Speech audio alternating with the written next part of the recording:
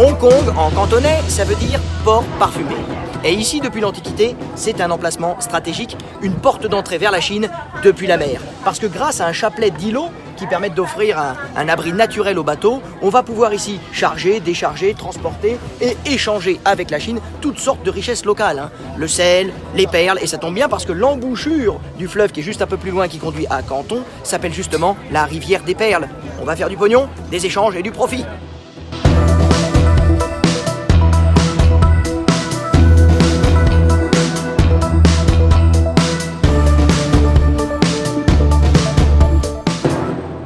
Hong Kong, au Moyen-Âge, c'est évidemment la Chine impériale qui va venir construire ici, sur le littoral, une citadelle fortifiée, Kowloon, pour surveiller l'archipel de Hong Kong et surtout son port, son commerce, les perles, le sel, éviter que tout ça soit pillé par les pirates. Eh bien, figurez-vous que cette citadelle, cette forteresse de Kowloon, va même résister à la colonisation britannique. Ça restera littéralement une enclave chinoise, au point d'en devenir une enclave, l'enclave la plus densément peuplée au monde. Finalement, après la rétrocession de Hong Kong à la Chine, l'enclave va être détruite, on va l'ouvrir, ça va devenir ce parc, mais il reste les remparts du mur sud, seul vestige de la Kowloon médiévale, de cette forteresse qui a résisté aux pirates et aux Anglais, c'est ici.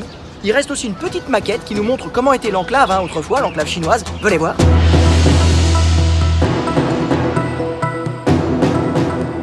Et voilà la maquette de l'enclave de Kowloon.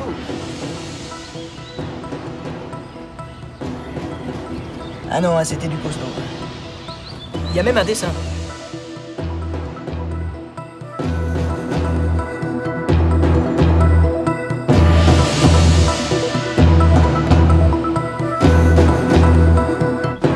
Durant la Renaissance, c'est la rencontre avec les Occidentaux et plus précisément avec les Portugais, la flotte de l'amiral Jorge Alvarez qui débarque à Hong Kong en 1513. Alors, les Portugais vont s'installer sur le littoral, un peu plus loin d'ici, dans le village de Tuen Mun, dont il reste le vestige de Castle Peak. Castle Peak, le pic du château, autrement dit, la citadelle. Parce que les Portugais, ils vont commencer à établir des petits forts, ils vont construire des forts, comme ça, ils vont s'installer, ils vont s'implanter, et puis au fur et à mesure, ça va pas plaire aux Chinois, qui vont les dégager au bout de quelques dizaines d'années. Mais les Portugais vont pouvoir résister et s'implanter un peu plus loin vers l'ouest, dans la future Macao.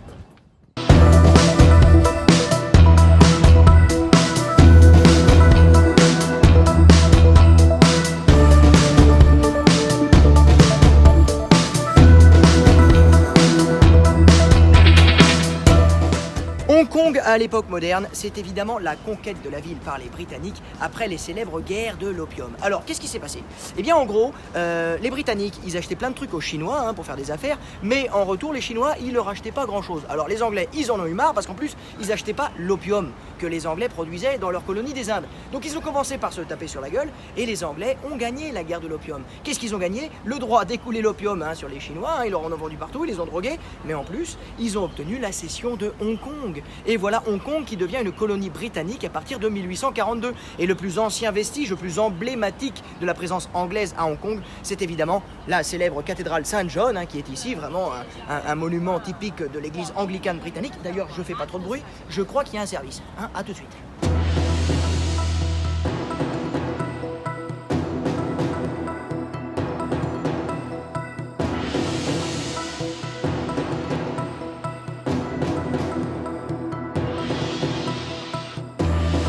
Alors Hong Kong aujourd'hui, c'est évidemment la rétrocession de la ville à la Chine par les Anglais depuis 1997. Et aujourd'hui, regardez comme un symbole sur l'ancienne place centrale de Hong Kong, la place des Britanniques, avec notamment le siège de la puissance financière des Britanniques, la banque HSBC, qui d'ailleurs a fait du profit au départ à sa naissance avec le trafic de l'opium. Enfin bon, ça c'est une autre histoire. Regardez avec la Cour suprême des Britanniques, regardez le bâtiment qui les surpasse, qui les dépasse en hauteur, plus puissant que tous les autres, plus haut que tous les autres. C'est la Bank of China. Ça y est, la Chine arrive et elle remet la main sur Hong Kong. Et regardez les petites antennes qui dépassent là. Ça c'est très important, la symbolique pour les Chinois, c'est pour conjurer le mauvais sort, mais aussi c'est un avertissement, c'est un signal d'attaque. On est là avec nos antennes, on vient vous piquer, vous pincer, on prend la place.